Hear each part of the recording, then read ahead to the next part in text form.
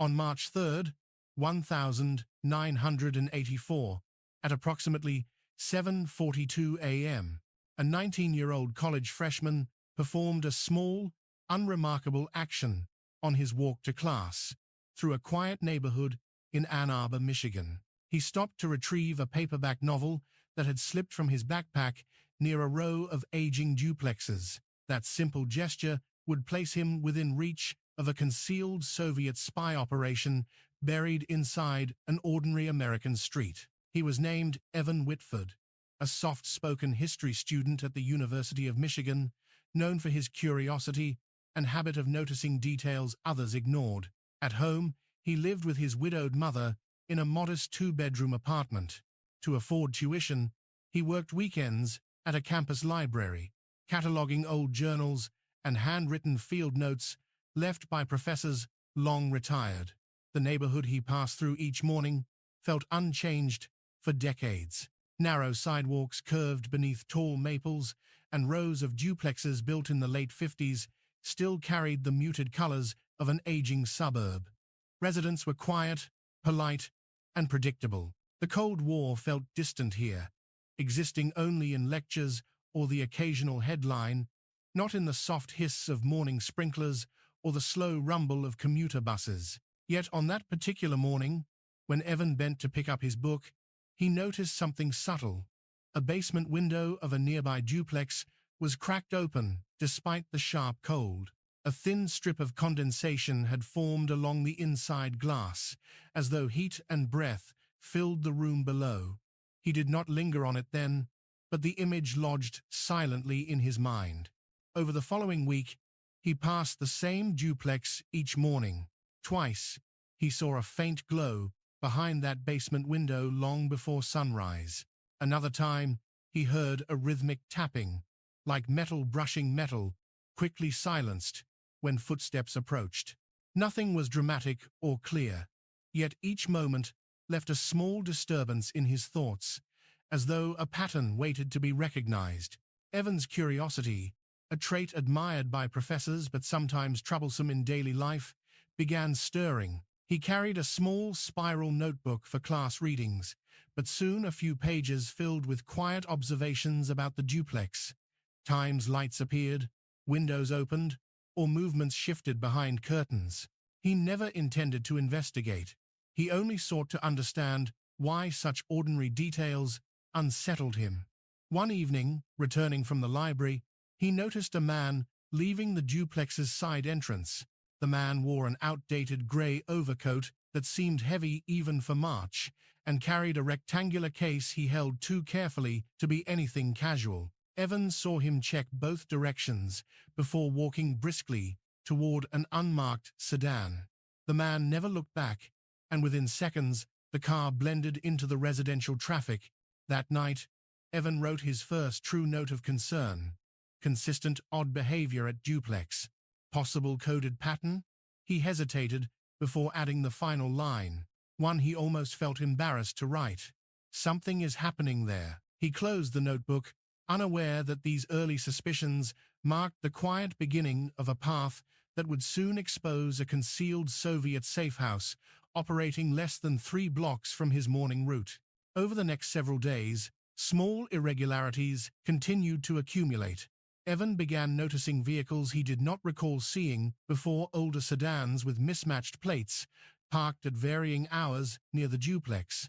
Sometimes a driver sat inside for long stretches without stepping out, their face partially obscured behind newspapers held unnaturally still. Other times, cars appeared briefly, their engines running, even when no one emerged from the building. As his unease deepened, Evan found himself adjusting his morning schedule by a few minutes to observe changes. On March South, at Sao, Muihaya, he passed the duplex earlier than usual and saw a dim light flicker inside the basement again. This time, silhouettes moved with deliberate slowness, shifting in and out of the narrow frame. He paused only for a moment, aware of the cold air rising from the street drain, but unable to ignore the sense that the scene was not meant to be witnessed. That evening, he walked the long way home to avoid being noticed repeatedly near the duplex. From across the street, he saw two men stepping into the side entrance. They carried no groceries, no tools, nothing that suggested ordinary residence. Their coats were nearly identical, and they communicated only with brief nods rather than conversation. When the door closed behind them, the street fell into a silence that felt curated rather than natural. Evan's notes became more organized, shifting from scattered observations to structured entries. He recorded dates, times, weather conditions, and any detail that felt out of place. He knew he was not trained for this, yet each anomaly sharpened his focus. A misplaced envelope protruding from a stairwell railing, a faint burnt smell drifting from a vent late at night, a pair of insulated gloves left neatly on a back step despite the warming temperatures. His internal conflict grew heavier. Part of him feared he was imagining patterns, turning coincidences into conspiracies, but another part, the same curiosity responsible for his meticulous library work, whispered that something tangible waited beneath the surface. He began reading about Cold War tradecraft in academic journals, learning how Soviet operatives used ordinary homes as communication points, concealment spaces, and quiet rooms for encoding messages. On March Heimweh, while passing the duplex at midday, he noticed a small patch of disturbed soil behind the building. A rectangular outline appeared near the foundation, as though something had been buried or recently removed. Evan crouched briefly, pretending to tie his shoe, and saw tiny fragments of wax paper scattered across the ground. The pieces bore faint impressions of letters, smeared by moisture, forming no clear message, but undeniable in their artificial origin. That discovery unsettled him more deeply than any shadow or unusual figure. It suggested intention, purpose, a hand preparing or concealing something beneath the ordinary routines of the neighborhood. That night, he returned home, feeling the weight of secrecy pressing against the quiet streets he had always trusted. He opened his notebook, hesitated, then wrote a line he had never expected to commit to paper: possible, unauthorized intelligence activity. Though he did not fully understand the implications, the words marked a turning point. Evan was no longer a passive observer. Without realizing it, he had begun a quiet investigation, one that would pull him steadily toward the concealed world operating beneath the calm surface of suburban Michigan. By late March, Evan's observations shifted from noticing strange details to deliberately seeking them. He chose new vantage points each day, pretending to photograph architecture for a class project while quietly watching the duplex. Through these improvised efforts, he began recognizing rhythms, individuals arriving at consistent intervals, always carrying small containers, lights switching on and off with a mechanical precision that resembled coded timing rather than household routine. On March 28th, at 5:40 p.m., Evan witnessed something that transformed mild suspicion into genuine alarm. A man exited the duplex carrying a sealed tin, no larger than a lunch container, wrapped carefully in brown paper. Instead of walking down the driveway, he crossed the backyard, knelt briefly by the patch of disturbed soil Evan had noticed earlier, and buried the tin with methodical efficiency. Xin chào, tôi rất vui được hỗ trợ bạn với các dịch vụ giọng nói của chúng tôi. Hãy chọn một giọng nói phù hợp với bạn và cùng bắt đầu hành trình âm thanh sáng tạo của chúng ta. It no longer felt like imagination. It felt systematic. Despite the mounting fear, Evan tried to confide in no one. His mother worked long shifts at a hospital and carried her own burdens.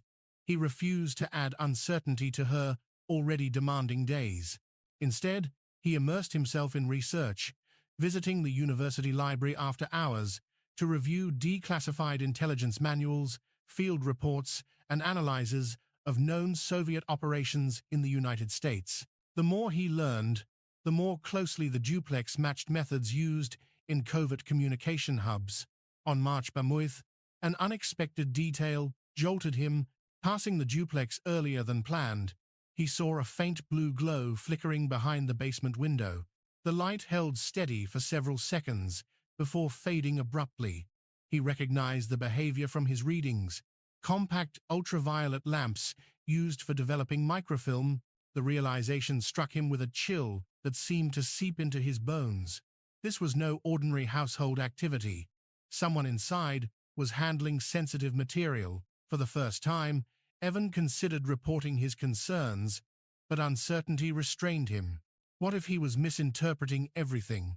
What if he brought embarrassment or worse upon himself? Yet the buried tin, the ultraviolet glow, the silent visitors, the evidence formed a weight he could no longer ignore. He resolved to continue gathering information until he possessed something indisputable. On April Hind at Jean Mouy Mortper, he witnessed a moment that pushed him decisively beyond hesitation. From across the street, he saw two figures in the basement, their faces illuminated by a dim red lamp. One held a small device resembling a miniature transmitter, while the other unfolded a thin, translucent sheet that glimmered under the light.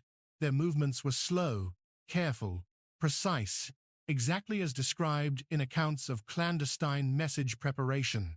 Evan stepped back into the shadows, heart pulsing with heavy, uneven beats. He understood now that the question was no longer whether something unusual was occurring, but how deeply it reached.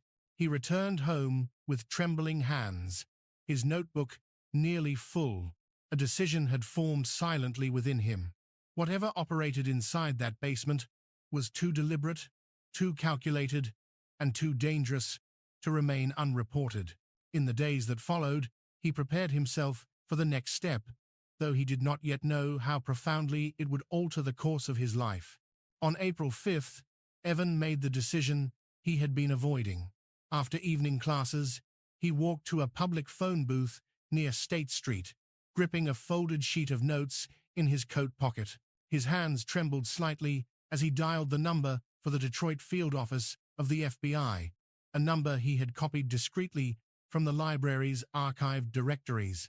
When an operator answered, he forced his voice into steady clarity and requested to report a matter of possible national security concern. The agent who returned his call later that night introduced himself as Special Agent Walter Grayson, a composed man whose tone carried patience rather than alarm. Grayson asked Evan to recount his observations, requesting details only in broad strokes. Evan spoke carefully, describing the irregular movements, the buried container, the ultraviolet glow, and the structured patterns. Grayson listened without interruption, then asked him not to approach the duplex again without instruction. 2 days later, on April 7th, Evan was escorted quietly to a nearby federal building. Grayson and another agent, Special Agent Miriam Keller, conducted an interview in a modest office furnished with a metal desk, a tape recorder, and case files stacked neatly along the wall. Rather than displaying disbelief, they requested his notebook, examining each entry with an intensity that left Evan both relieved and unsettled. Grayson soon revealed what Evan had not dared assume. Some of the behaviors he recorded matched known Soviet tradecraft. The burial site suggested a controlled dead drop. The blue ultraviolet glow implied microfilm processing. The presence of visitors with identical coats aligned with recognized patterns of courier exchanges.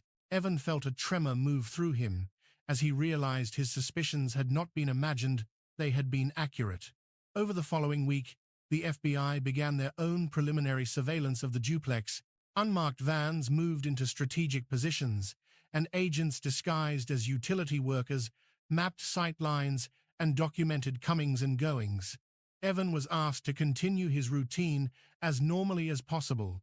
Though he no longer observed the duplex directly, he felt its presence in every quiet moment, as if the building's unseen activities pressed against his thoughts. On April 13th, Grayson shared that initial findings had escalated the situation. A field report confirmed the presence of encrypted signal patterns detected late at night, originating near the duplex. Another memo, marked with a declassification stamp dated years later, would describe these early detections as consistent with short-range burst transmissions favored by Soviet operatives. Evan listened silently, astonished that the quiet street he walked daily had hidden something of this scale. The FBI's next steps became more complex. Agents began placing audio sensors near utility lines, tracing electrical irregularities, and discreetly collecting refuse from the alley. Lab analysis later identified fragments of specialized carbon paper used in covert documentation, further supporting concerns of an active intelligence site. Grayson's tone grew more serious each time they spoke, his questions more specific, his urgency more apparent. On April 18th, Evan was brought into the confidence of a broader operation. The case received a code name, Operation Birch Haven. Keller explained that the goal was no longer to confirm activity. It was to unravel the network behind the duplex, identify all involved operatives, and disrupt their communication pipeline.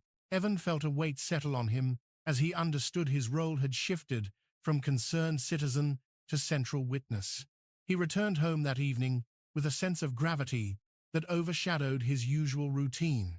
Even the familiar sound of his mother preparing dinner felt distant, muted by the knowledge that a hidden conflict was unfolding just blocks away. The investigation had reached a point where quiet observation was no longer enough.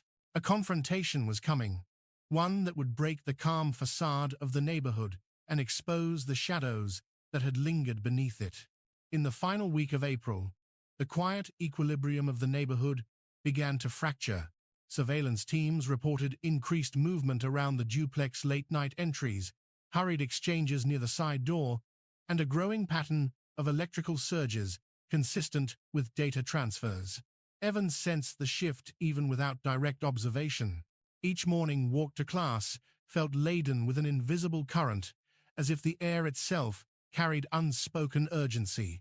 On April High Mulamth, just after High Kong A.M., agents monitoring the street detected a burst transmission strong enough to trigger immediate escalation. Grayson contacted Evan at dawn, informing him that the operation had reached its critical stage. The FBI prepared to act. Warrants were readied, tactical units positioned, and surveillance teams tightened the perimeter. Evan listened in silence, aware that everything he had witnessed over the past 2 months had led to this moment. The following evening, Operation Birch Haven unfolded with measured precision.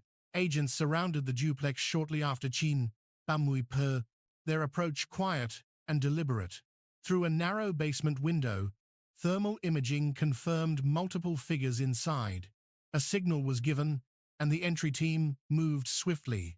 The side door was breached with a controlled strike, followed by a cascade of commands echoing through the night air. Neighbors later recalled hearing only a single sharp noise before the street fell into tense stillness. Inside the basement, agents discovered a compact but fully operational safehouse. Tables were lined with maps marked in faint grease pencil notation, stacks of coded notes, rolls of microfilm, and a portable transmitter still warm from recent use. A concealed compartment in the floor contained bundles of U.S. currency, forged identifications, and Soviet-manufactured cryptographic materials. 3 individuals were taken into custody, each carrying documentation under assumed identities.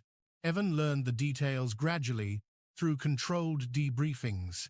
One detainee attempted to destroy a packet of translucent encoding sheets before agents intervened.